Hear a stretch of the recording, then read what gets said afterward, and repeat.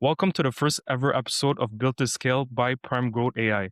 Built to Scale is the show where construction owners and real estate leaders unpack the systems behind predictable pipeline, tighter follow up, higher conversion, and team growth powered by modern automation and AI.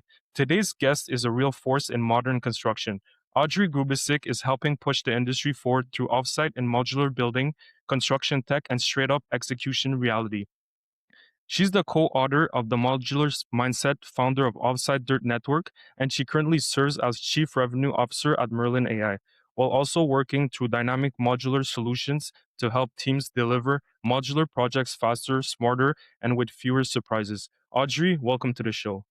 Thank you. It's very exciting. Congratulations on the very first episode. First episode. Thank you very much. So let's start strong. What's the biggest shift happening in construction right now that most people still aren't paying attention to? I think the biggest shift that's happening in construction, well, I actually think there's several. One, I think culture is starting to become a key asset to building effective teams. In that culture, people are looking at people, trying to help them communicate. How do they serve them? What kind of solutions they can help them find in order to be more efficient, more effective, and increasing productivity. When we're talking about the AI space, I think in construction alone, 30% of construction companies are using some kind of AI source, which is phenomenal for workflow and being able to have more accuracy and more opportunities to be able to produce more. And then lastly, I think the one thing that's missing in construction, it's kind of like this underground movement that's been around for 100 years, as we call it, prefab, offsite construction, or modular construction, where people are actually creating assembly systems with prefab, which means basically people are building products inside a factory and delivering them on site, whether it be a project site, maybe it's a hospital, but it is being used, and there's more effective ways to build because they're using a system or an industrialized approach to construction. All right, yes. And what do you think people are missing it? I think it's just fear. I Hmm. think we've always done it this way, so we don't want to change. Change management is hard, right? When you build a system or you build a company and it's working, it's great. But then you're going to get to a point where it's stalling, or you're not as productive, or you can't meet deadlines, or you can't meet efficiencies, or you can't find information. In a technology platform, you're being able to use things so that systems are faster and easy for you. In construction alone, there are so many moving parts. You've got the project, you got the performer, you got the budget, you've got the team on site, you've got just a million different areas that are moving within that building system. And so the approach to being able to learn something new. We all hear about AI and there's so much fear around it, how it's going to take over the world. Maybe we just step back a little bit and think about how can it help me on my day to day? I use it every day. Exactly. Exactly. Just really taking those smaller steps and really seeing that potential on the other side. Yeah, it's true. We hear it and we see it often as well when we're talking with clients. They're really afraid to take the first step because it's really uncomfortable at the beginning, especially if they're not really used to systems and new tools to be able to streamline their operations. They're always afraid to take that next step. So yeah, that's something that we see often as well. And where do you see the most resistance comes from? Is it from developers, GCs, architects, or factories? I've never taken a poll on where it comes from. I think it Mhm. starts with the human. I think Okay. it starts with being overworked. I think Mhm. it starts with, I think about just my own day to day. I am Mhm. on so many different platforms for communication. I'm on Zoom. I'm on Teams, I'm on WebEx, Mhm. I'm on Google, like 4 platforms to do just meetings alone. So it's 4 different things that I have to learn, but I have to learn them in order to communicate and to be able to do my work and my job. When I look at it from the construction standpoint, again, so many moving pieces. And I think we are looking too closely like maybe we need to start opening our minds on how it can help the big picture, right? Maybe it's not the very second or the very day, but if I practice something, if I learn something new that can actually accelerate and help me be more productive in 6 months or in 12 months, I can actually have things where it's easier for me to come in. I don't have to do all these necessary steps. I can utilize different solutions and workflows in order to be more effective and not having to remember everything. Mhm. We Yeah. have so much data and so much information every single day that's coming through so many different tools, through so many different systems, through marketing, through LinkedIn, through social media, that it is a constant. And so we have to try to stop, reflect, take a breath, and look at ways that we can be better in our own job. And so these are Exactly. tools that we can use to help us do that. Yes. And especially right now, we are in the trend, right? It's something we're looking at companies like, if they still don't have it in their systems right now, it's all right, but they should be starting to look to implement it in the company because it's something that just streamlines the operations. And companies that are starting with AI, especially in construction, down the line, down 2, 3, 4 years, they're going to be way ahead of other companies that are not implementing these systems already in the back end. So this is what is, we understand that it's something that it's new and it's worrying, but you always have to go with the trend and make sure that at least if you're not going to be taking those actions, you have people on your team that are looking into it and are starting to see and how to implement it in the back end. So, talking with about Merlin AI software, we Yes. are an AI based ERP system. Hmm. So, what that means for the general public is we are an end to end solution from the very beginning of the sales and the prospecting through the project scope and the estimate, all the way through the operations and the finishing of the project. Now, talk about AI. This whole platform is designed with AI. Why is that so important? Well, it's kind of like your brain. Your brain gets an idea, and then the idea moves through the brain, and you start thinking logically of the next steps in order to create that process. The process also gets integrated throughout the entire body. So the body is now working with the brain in order to execute this deliverable. This is kind of how Merlin works. But what happens is when you're putting your data and your information in there are repetitive things that you are constantly doing. Maybe it's looking up pricing, or it's trying to figure out if you have the correct inventory, or you're looking at updating a schedule or a project scope, or there's a change order. When all those different things happen in the process of a project, it affects every other area. So if you have a system that is being trained with AI, to actually flag or see those areas that we don't get to see in the plain eye because we're doing 15 other jobs, Hmm. then it helps you be and helps you increase your awareness, your transparency, and then also triggering other areas that can actually help you define the job, help you manage the job, communicate the job, see if there's accuracies, and tracking the areas that you just don't have time to.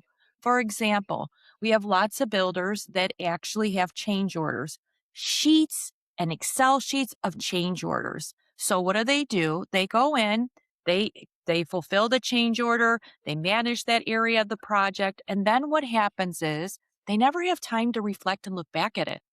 Oh Hmm. my gosh, these 10 builds all had the same leaky window. We kept fixing the same leaky window and getting the same part for that leaky window when if we would have just noticed it the first or second time, we could have changed that product and we would have never had any more of these change orders, Hmm. and the project would have got done on time.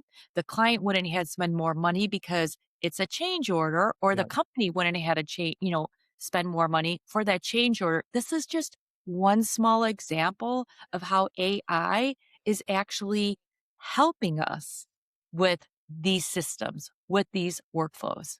Yes, and that's incredible. And talking about Merlin AI, what is the most positive feedback that you guys are receiving from clients using this system and their companies? There's a couple. One in particular that I think is really critical for the industry is estimating. It is Okay. one of the hardest areas that we have in construction. When you are working in modular or offsite construction, typically you have assemblies or you have a basic standard build system, and then you tweak that build system. And all those different tweaks, all those different nuances, all those different materials, all those different things that you're putting into that standardized box approach, let's just say, Hmm. those all change your budget. Those all change different factors in your estimate. So imagine if you had all those items listed out, you had all your assemblies listed out. You are not taking 3 to 5 to 10 days to build an estimate. You're building it in hours. So what does Hours. that do on the other end? Yeah. If you're able to get a client an estimate within hours, or let's just say the next day, you're able to close that client and that ratio of business faster. Again, what does that do on your side? It helps with productivity, it helps with profitability, it helps with trans it's all transparency. You're becoming more aware, more educated, empowered on an estimate. Hmm. And also you can learn from that. Hey, the client didn't like this, they didn't select this, you're seeing patterns. Like estimating is such a big opportunity for you to have a standardized approach to it. So that would be one. I think That's the smart. other thing that I'm seeing is procurement. Procurement. When in modular space, what happens is you have multiple builds that are going down an assembly line, which means you're ordering mass amounts of materials at the very beginning of that of that project. Okay. So as these boxes or the assembly systems are going down the manufacturing line, you're actually taking materials that you bought a whole bulk of and you're putting it into 4 or 5 different products or 4 or 5 different projects. Wow. So, how do you track that material and the line items in order to make sure that you have an effective budget and schedule? You have to have something helping you track it. Because even if we do our best job to get people on the floor or people to go out there and count product, it doesn't mean that that product is still getting associated with that specific build. So again, workflows, opportunities to be able to have more transparency. Those are big deals. Also, just ordering materials. If you have a huge project and you have all of these boxes or the assemblies going down and all of a sudden an order isn't fulfilled, how do you know? Mhm. You're building it, you have no idea if all of those materials are there, and if they're not, you can have AI flag it. You can actually have a change order, or you can have an order go out to that different provider or vendor, and you can have materials the next day. You're not holding up any of the part of the project. This is something that happens day after day after day. And this is incredible because at the end, speed is the name of the game, right? If you're able to move quicker and faster and you're able to complete those projects and get those estimates quicker out, it's better for your company, you grow faster, and everything is just more efficient. So that's truly amazing. Let's dive deeper more on a personal note. For people who don't know your story, how did you get into this world and what were you doing before Offsite Modular became your lane? So, my background is actually in television. I was a TV engineer in Chicago. I worked at WLS TV, and I also worked at WBBM TV. Mhm. One was the CBS affiliate, and one was the ABC affiliate. And I learned so much while I was an engineer because I learned how to work on a team.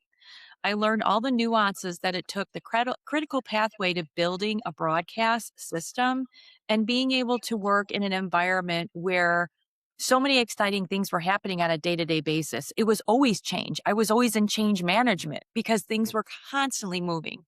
From there, I went everywhere that you can possibly imagine and in marketing and sales. And I ended up about 10 years ago working for a couple of luxury custom home builders. And that's my entry point to home building. That's where it all began. I learned a lot about how to service clients. Also, we were using technology at that time. We were using different systems in order to track our projects and also to track our CRM or our sales process. So when I worked for these 2 builders, what kept happening is they weren't making any profit. Their profit was very small. It was anywhere from 12 to to 9% a Hmm. year. They were killing themselves.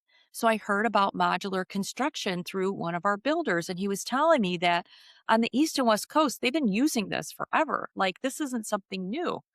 So I Okay. started learning more about modular construction and understanding the nuances of how construction was built in factories. And that's kind of how I started my business called Modular SureSite.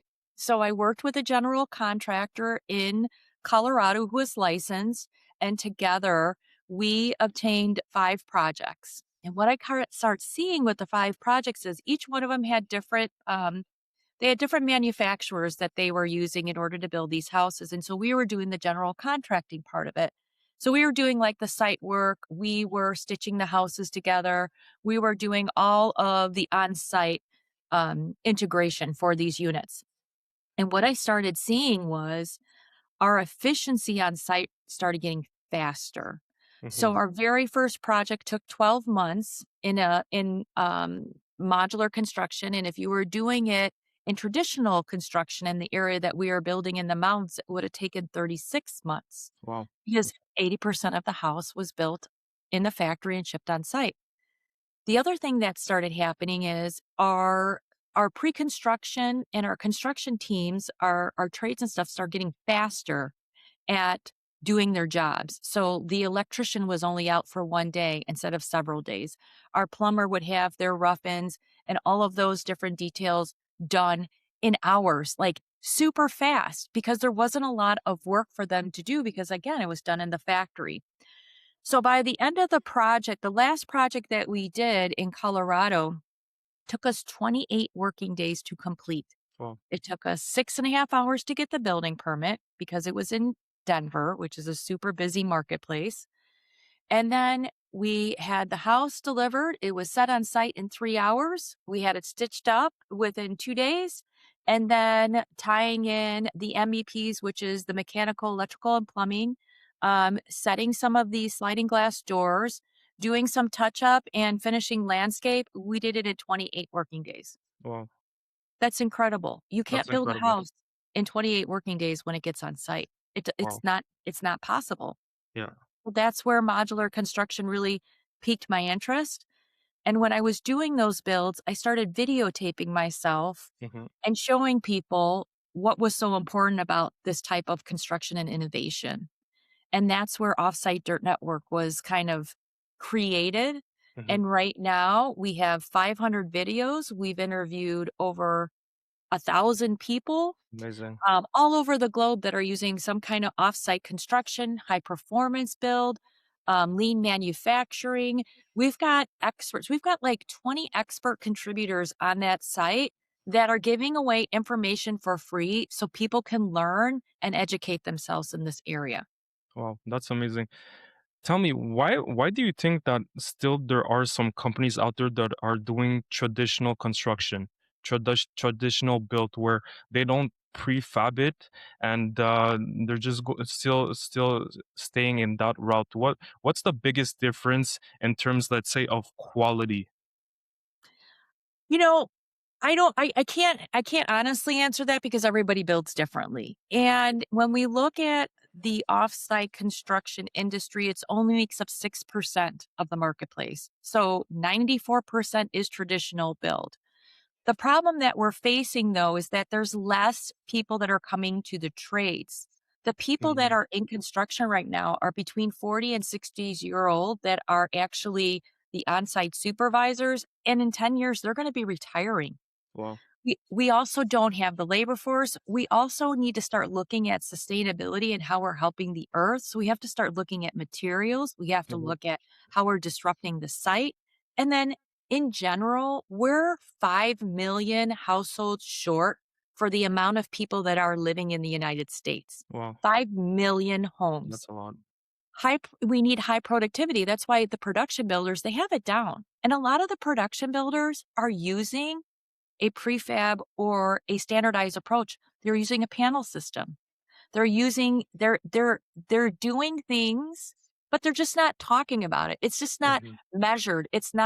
We don't have data reports telling how everybody does it, right? Yeah. So it is happening. It's just not being identified. I think that there's a name associated with modular. People think of manufactured, so they get afraid of what that means, and I don't like that, and that doesn't feel good for me. And then I just went to a conference last week, and I have to tell you, it was eye opening. The amount of healthcare is using prefab. Most Wow. hospitals that are newly engaged right now are using some pre-assembly system, some type of prefab, data centers, prefab. There are more assembly systems that are getting done in manufacturing plants, electrical, plumbing, that are actually coming fully assembled and put on site. These are things that are happening every day. It's just that we as a society aren't comfortable talking about it. Why? I Yeah. have no idea.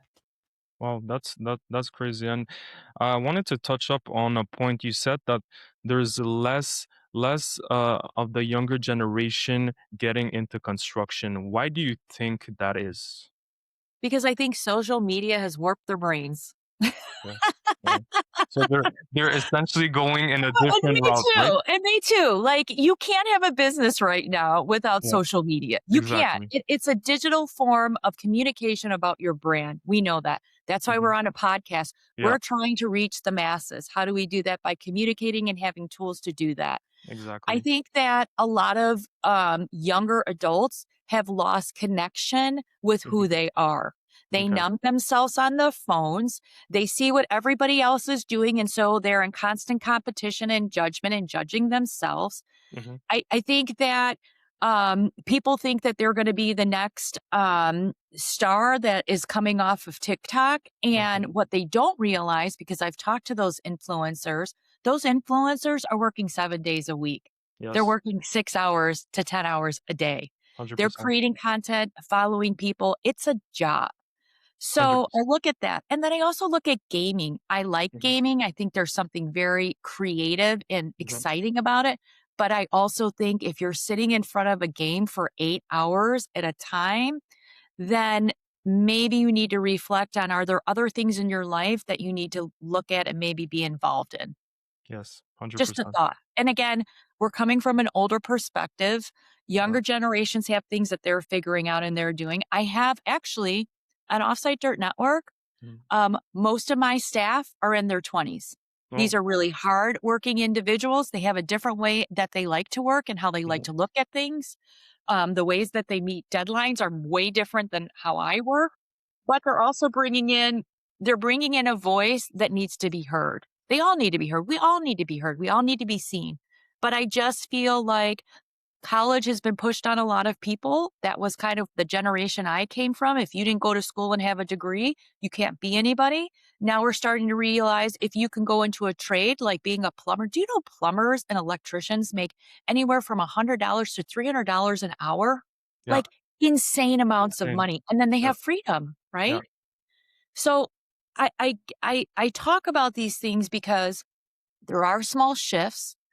There are more companies that are looking at how to hire more people out of high school from the trades. yeah, I mean, just think about it. If you are a person that is building a house, you get to walk by that house or see that house driving by and think, wow, I did that.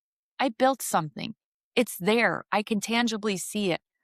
And so those are the kind of things that we have to start realizing and looking into. I also think, honestly, I think a lot of people are in technology. I think yeah. there's a lot of opportunity there. That's why you're in it, right? Yes, There's a lot of exactly. opportunity for growth and engagement through technology, and you don't need a lot of people to do it. Yeah, exactly. I think honestly, going forward, the companies are gonna have to look how to attract this younger generation in different ways, different methods, to have them come work for them. We all see now that we're mostly working either from home or teleworking. That essentially we're working from our computers and we don't have to go back to the offices. And it's just interesting how the trend shifted and the society accepted it. But it's still fascinating that it all happened because of COVID. We had a shift, we had a pandemic, and people changed their view and their point of how we can work and how we can deliver. So that's super interesting. And You know what? And on that point, you're right. We are shifting and we are changing how we're learning because even Yeah. in Merlin AI, the software, there's actually an area where on the assembly line, we are there, the companies are doing videos Yeah. in order how to install correctly. 100%. Also on the app, we are doing translation into Spanish so people can communicate better. Mhm. So all of those things are changing. I agree with you. Learning isn't learning from a book for many Mhm. people. Learning is from a video. Exactly. Yeah. It's more interactive for them, and I think it's just also because, you know, I read a lot of books, and I studied I saw it in a couple of studies that, the attention span of a human right now has decreased so dramatically, and having a video in front of them engages them more than being in front of a book by themselves and trying to get that information, right? So that's something that we see across the board. So I wanted to circle back and go more into the skills. What skills carried over the most for you when you were starting off? Was it more in sales, marketing, operations, or leadership? Um, I think the things that have always translated for me is listening to people Hmm. and emulating what I wanted to be in order what I was being inspired by. So for me, it's always been about the human interaction. It's about what I can learn from you. It's how I can also show up for you. How can I be of service? I'm starting to see that more and more the older I get. Valuing people on your team, listening to your client, getting feedback from them, and also stopping the judgment and the Hmm. comparison has been huge for me. And I didn't realize all of that. I guess when I was growing up, it was just such a different way of living. It was all about proving yourself. It was all about, look at me, look how what I'm doing. I'm so great. And now the whole thing has shifted. Now it's like, how can I make you great? What can I do to help you lead? We need more leaders with vision. We need more people to start realizing that teams are what build successful companies. Of course, there's always a visionary and a driver on top, but without that person leading and understanding how to lead others, there is no real company. It just dies, right? I think communication is key. That's always been the asset of what I've carried. If I don't understand something, I can ask a question. I've never been afraid to. We've got lots and lots of resources now. If there's something that you want to do in some kind of company or capacity, there's a million different resources in order for you to do that. LinkedIn, number one area that I do most of my business. So if you're not on LinkedIn Yeah. and you want to have a business and you want to thrive in your business, you absolutely need to have a profile on there. No other doubt. That is absolute. I think there's different ways of being on a team and learning in team. In the last 10 years, being in construction and being on many teams from investment to real estate to project teams, it's really about communication and actually pausing and taking a breath when I don't agree with someone so I can actually understand what they're going through and what their point of view is. We don't know everything. You can never know everything. And if you think you do, then you stop growing. And when you stop growing, then you start living. So Exactly. I think all of those things are what makes the human connection and becoming human again what we need to start concentrating on and not the Yeah. mighty dollar and not how we're going to be rich overnight and Mhm. not how we're going to be the next success story on Instagram. It's really about connecting with people. Yes, exactly. And circling back, just how companies still operate to this date. A lot of them, it's really like you have the boss, you have the CEO, you have the executives, and then you have the employees at the bottom, and there's no real connection between them. And it's really hard to create an amazing company with that kind of culture, right? I read the book on Netflix. I don't know, I forgot his name of the CEO and the owner of Netflix, but his strategy in the company is so unique and amazing. They're letting everyone take decisions how they want to. For sure, they're hiring people that know what they're doing, and they're A+ players in the game. But it's so interesting to see how they give them the full authority and capacity to make their own decisions, go after their own projects. And since they started implementing this strategy, Netflix grew so big. They're all over everywhere around the world. So and I'm starting to see the shift in the new tech companies. The CEOs and the owners are starting to realize that the employees that are back, that are either in customer service level 1 or whatever, they're people that can help you really grow and really bring your business to the next level. But you have to include them, you have to listen to their ideas, and you have to create a culture where they're not afraid, because a lot of times those kind of employees are afraid to maybe tell their ideas, or come up with new things, because they feel so locked in the whole format, how the company is built. So that's super interesting. It is. I think thought leadership today is Yeah. changing the way that we're hearing about companies. Yes. And that was one of the things that we heard last week at Advancing Prefab at that conference, which is an industry conference for Mhm. people in our industry. And really, it is how do we get win wins on both sides? How do we collaborate with different companies? Let's just say, for example, you're a company Mhm. and you want to work with another company, Yeah. but both players have to have a couple of things. They have to be in line with their values. They have to be in line with their integrity and know the vision of both companies, and do those companies mesh, first off. And then second, if you're paying in 100,000 and they're paying in 100,000, then there's an equal share of responsibility and understanding what those responsibilities are to each other. Because the only way we grow in technology and building in any large industry is by creating partnerships with others that are really good in a space that they're good in, and a Mhm. really good space that you're good in, so that you can collectively create more abundance.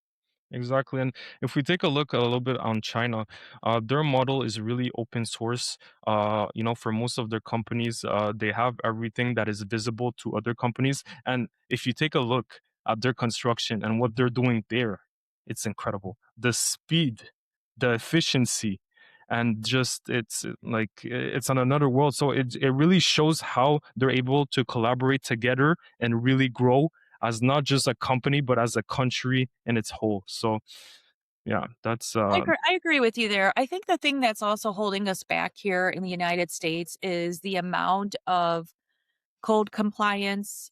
I mean, we need building code. We need them to be escalated to the best ability for living and breathing and playing and working in.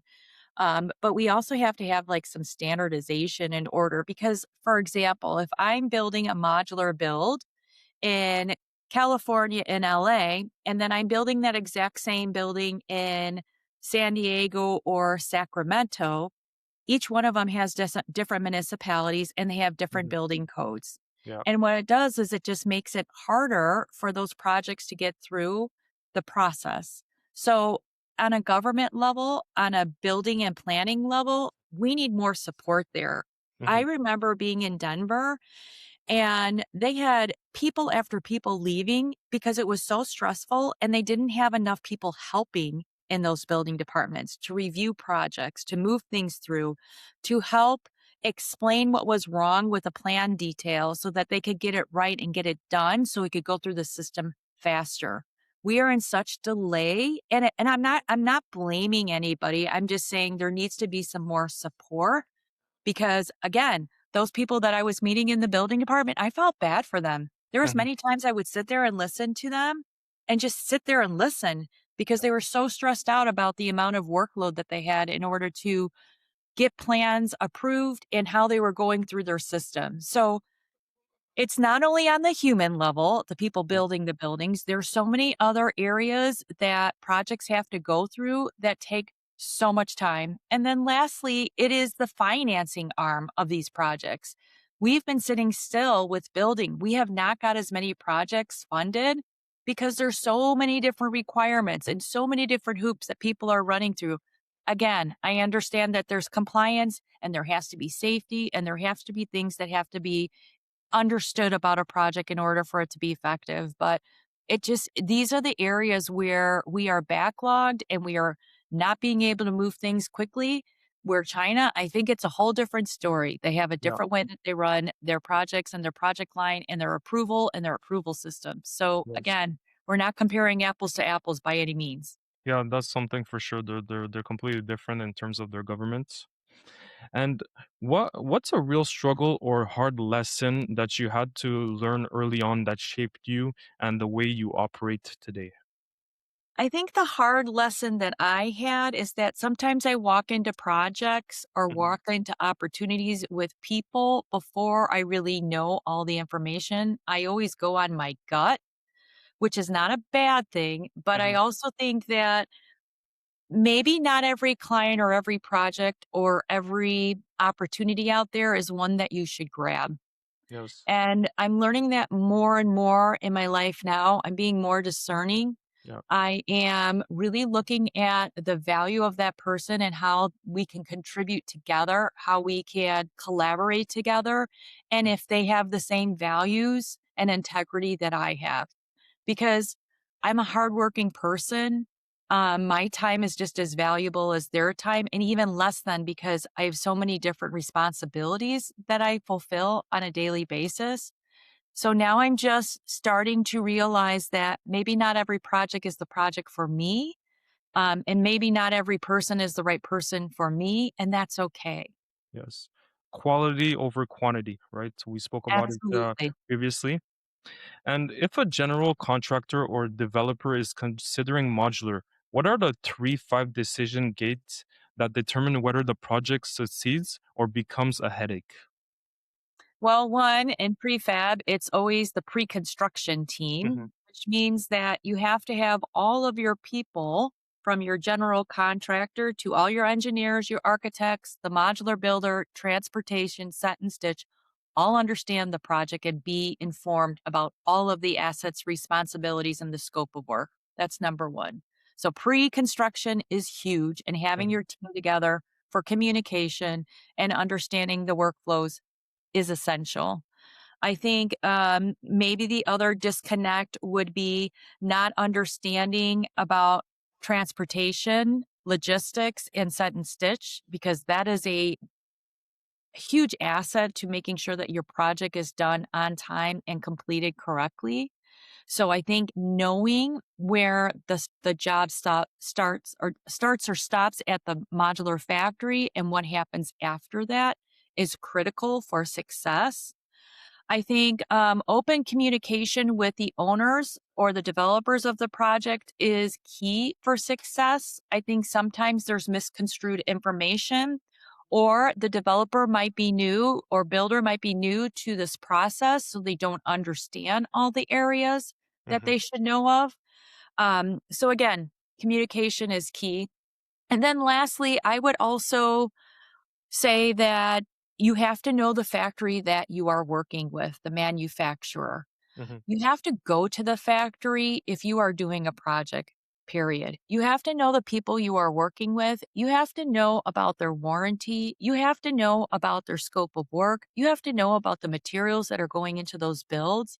And once you create that team and you find that right partner and that right factory owner, the amazing amount of effort for the next one is decreased by 50%, right? You've already built the team. So standardizing and repeating that project becomes easier and easier and more profitable because you're using and utilizing less materials, less sometimes even architectural plans Hmm. because they're already created and approved by the state. So there's a lot of efficiencies once you build those teams. Oh, all right. And following that question, where do modular projects most commonly go sideways? And what are like the earliest flags that you can see happening? Um, it depends. It's Mhm. that's a hard question to answer because every project is specific, Mhm. and every project has a different team. Every project has a different manufacturer. Maybe there's breakdown of communication somewhere within that group. Challenges, I would say on my side is typically getting building permits Hmm. and getting funding. Okay. Funding is a challenge when you're doing 4 buildings, 25 units, Yeah. 60 units. Banks have to understand the process. There are a lot that are actually loving the process because they get it. 80% of the build is built in the factory. So what that means is 80% of those materials are purchased up front. 80% of that build has people doing it with labor and all of those fees. So, 80% or 60% of your budget is all done at the very beginning of the project. That's a huge amount of money unless your factory has a specific way of how they break down those payments. Hmm. So, I feel that the other challenges that the factories have is that a lot of projects don't start on time. Hmm. And so they ramp themselves up for a huge project to come in. And as they're waiting and waiting and waiting, they're losing business on another side. So the factories that are out there that are being able to do self-development, or maybe they're being able to do a prefab component or something in order to keep cash flow going, is a successful factory. But what's happening right now is that there's a lot of things that are out of their control. And so a lot of those nuances, a lot of that cash flow that's not coming in is endangering the factory because they have to lay off people until those projects are assessed or the money comes in. And so there's just so many variables, just like every construction. And I want to just be clear about this one point. There are just as many failures, if not more, in traditional construction than there are in offsite. Offsite is smaller, Hmm. it's smaller segment, so everything gets highlight at a large level. We just don't hear about all the other things that happen in traditional construction because it's just construction. So that's one thing that I want people to be aware of is that when you have a large industry as construction, there's just as many players in it as there are in a smaller niche like prefab. Hmm. And so again, we're going to see highlights that are going to happen. And it's going to be that kind of same way with AI, I think. We're having an influx of all these companies that are coming in, utilizing and creating with AI, and other companies that are in technology that are trying to adopt it into their programming, right? And so again, everybody knows this. This is like game one. Just know who you're working with. Hmm. Find those trusted partners. Create something with clear communications, open and honesty and transparency. And I would have to say, you'll probably be okay and things will work out for you. And if they don't, level heads, becoming human, in touch with yourself, awareness, you'll be able to figure it out through communication and a solution that will work for everyone. Yes. So making the proper due diligence at the beginning, making sure that you do a little bit research at the beginning to see whom you're going to be working with is important. Factory selection is everything. What are the top questions teams must ask before they commit to a factory partner? Well, first and foremost, they have to make sure that they have a modular architect. Hmm. A lot of companies are coming in with traditional plans, and those plans are not configured to the way that modular construction works within those factories and those assembly systems. We do not have a standardized factory solution across the United States. So every factory is independent and they create and they build differently. When we're talking about materials and selections, there are a lot of factories that customize and do custom work. For example, let's just say you have bathrooms or a specific granite or a specific tub or light fixtures that you want to use and you have buying power in order to do that. Sometimes those factories will work with you. If you have a specific date and you can ship the product there and you have an agreement of understanding, they will actually use those products. There's some factories that won't. Some factories have standardized appliance and packages. They will actually share those with you at the very beginning. You're not walking into a mystery tour. You know everything that you're getting in those builds Hmm. when you are building it. Again, something unique, but you're also making all those choices up front. It's not like a traditional build where you can go to a design center 18 times and make 18 different change orders. That's not the same way that modular works. You're making all your selections all at one time with products. And let me just say this. Why is that a benefit? Because I think sometimes when we get so many different choices, things become complicated Mm, and we also have all these change orders. It's a new build. It comes with these products. In a year's time, if you change your mind and you want to put something else in that building, you can. yeah. Like, this is the thing that I think is so crazy about everybody thinking about limited selections and, oh my gosh, I only get 3 selections. Well, we're making it easy for you because once you make those selections, once you select the build and you go through any kind of changing of that build plan, you have an actual price on the project. You have Mm, cost certainty.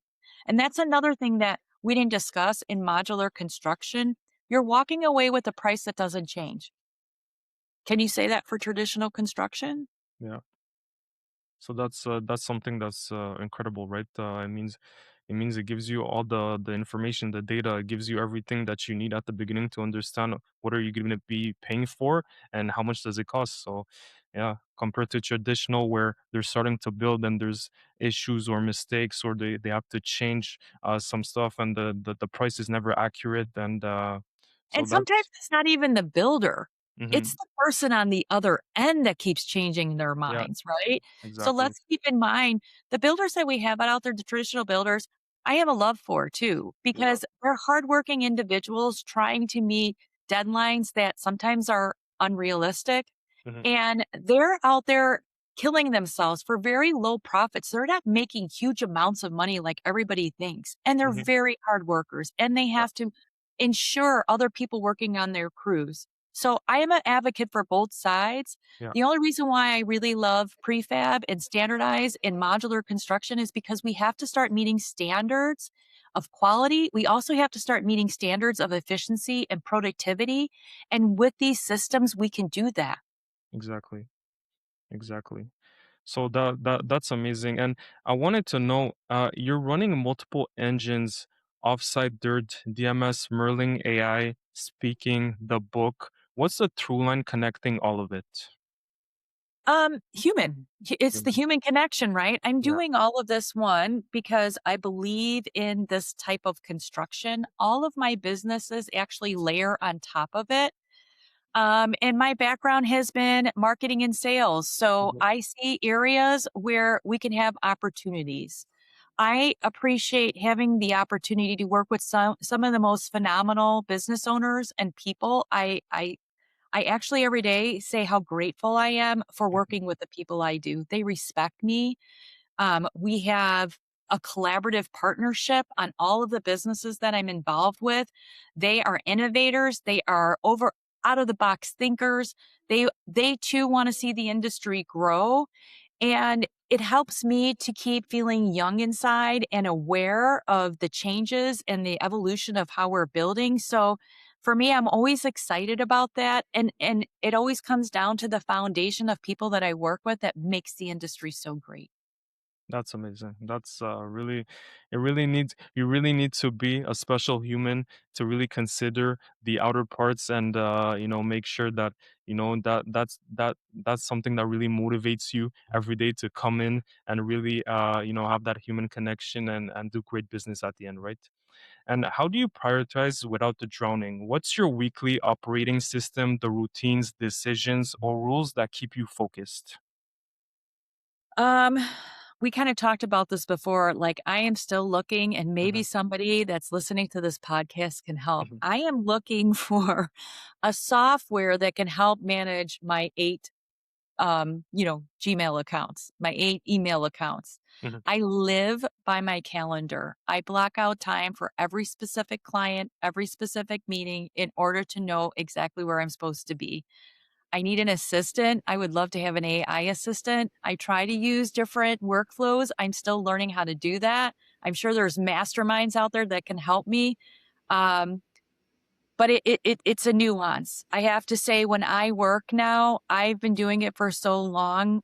I can make things very efficient. I can put together a business strategy in like 8 hours. I can do a social media calendar for the year in an hour. There's just different things that start doing this practice and you start figuring out how to accelerate your business.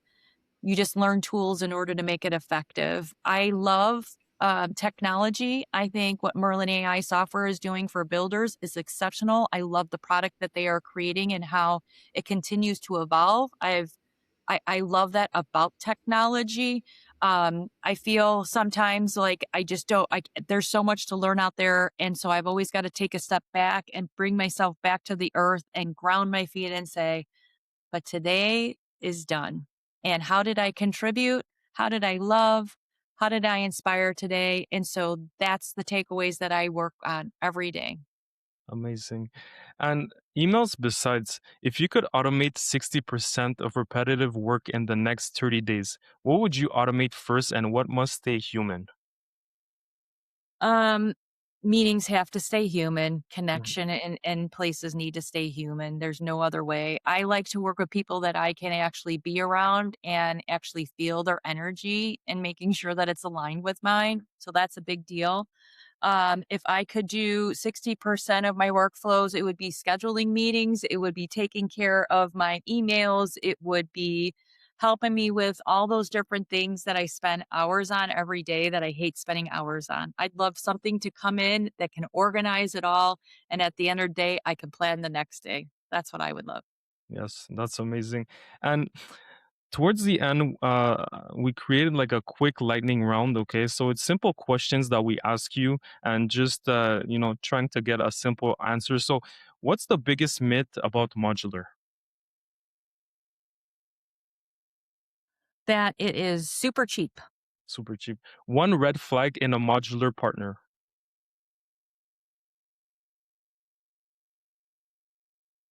Someone that can't look you in the eye and tell you the truth about the build. Honesty.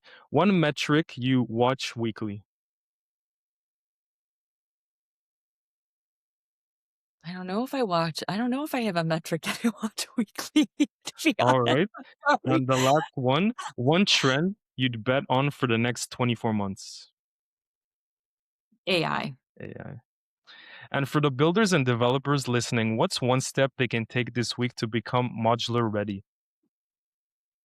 Go on to Offsite Dirt Network and check out the free information there. That will help you extensively. All right. Audrey, this was excellent. Thank you for coming on. For everyone listening, if you want to follow Audrey's work, we'll link Offsite Dirt Network, the Modular Mindset, Merlin AI, and Dynamic Modular Solutions in the notes. This has been the first episode of Built to Scale by PrimeGrowth AI. If you got value, follow the show, and we'll see you in the next one.